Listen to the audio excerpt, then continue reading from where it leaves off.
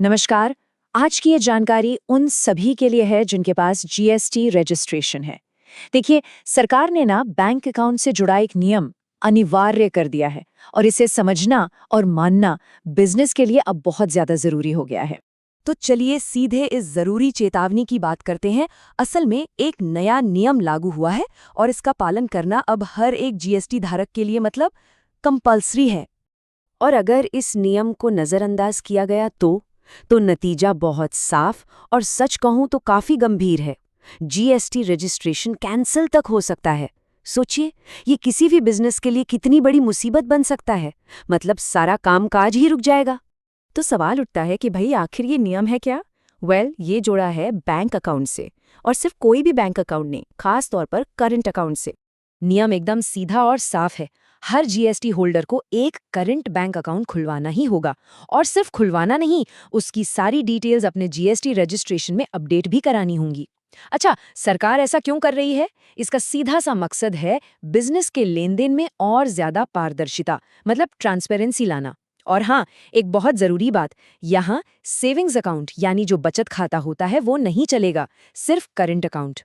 सुनने में शायद ही मुश्किल लगे, पर असल में प्रोसेस काफी सीधा है। बस 2 आसान से स्टेप्स हैं। पहला, किसी भी बैंक में अपने बिजनेस के नाम पर एक करंट अकाउंट खुलवाइए, और दूसरा, उस नए अकाउंट की जानकारी को जीएसटी पोर्टल पर ऑनलाइन जाकर अपडेट कर दीजिए। बस।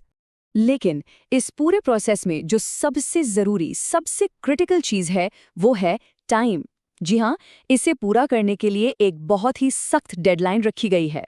ये काम करने के लिए सिर्फ 30 दिनों का वक्त मिलेगा, सिर्फ 30 दिन। और ये गिनती कब से शुरू होगी? जिस दिन जीएसटी रजिस्ट्रेशन मिला, ठीक उसी दिन से। तो ये जो 30 दिन की डेडलाइन है ना, इसे बहुत ही ज्यादा सीरियसली लेना होगा।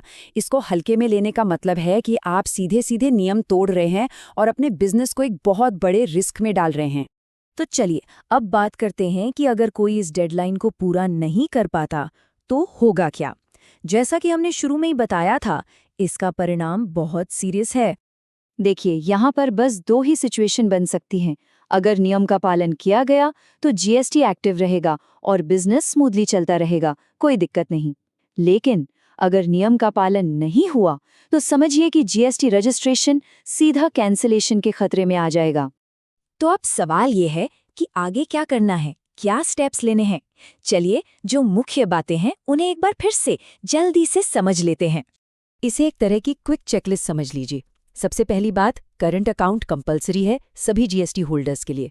दूसरी, इसे रजिस्ट्रेशन के 30 दिनों के अंदर अंदर खुलवाना है। तीसरी, अकाउंट की डिटेल्स जीएसटी में अपडेट करनी है। और सबसे जरूरी बात याद रखिए, जरा सी भी देरी का मतलब हो सकता है जीएसटी कैंसिलेशन, तो एक्शन तुरंत लेना है। और हाँ, एक सलाह, अगर इस पूरे प्रोसेस को लेकर मन में कोई भी सवाल है या जरा सा भी कंफ्यूजन है, तो सबसे अच्छा यही रहेगा कि किसी टैक्स प्रोफेशनल से बात कर ली जाए। सारी जानकारी कंफर्म कर लें ताकि बाद में कोई गलती की गुंजाइश ही ना रहे। और आखिर में ये सब हमें एक बड़े सवाल पर लाकर खड़ा कर देता है, क्या किसी का भी बिजनेस इस तरह के बदलते नियमों के लिए तैयार है?